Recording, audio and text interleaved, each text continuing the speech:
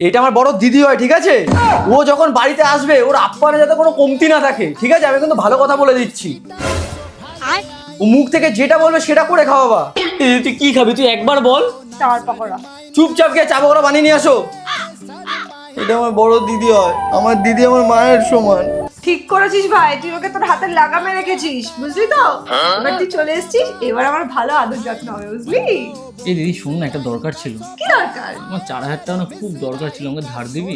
এই ব্যাপার, 4,000 টাকা কোনো টাকা হলো নাকি? এনে তুই 5,000 টাকা দে। তোর দিদি তোর জন্য নিজের জীবনও দিয়ে দিতে পারে, বুঝলি তো? নে ধর। থ্যাংক ইউ দি।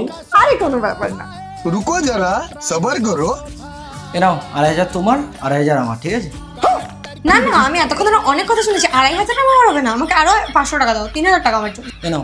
আর শোনো, এই পরের বার দিদি থেকে 10,000 টাকা চাইবে, 8,000 টাকা আমার আর 2,000 টাকা তোমার, দরকার 2-4টা থাপ্পড় আমি দিয়ে দেবো, ঠিক আছে?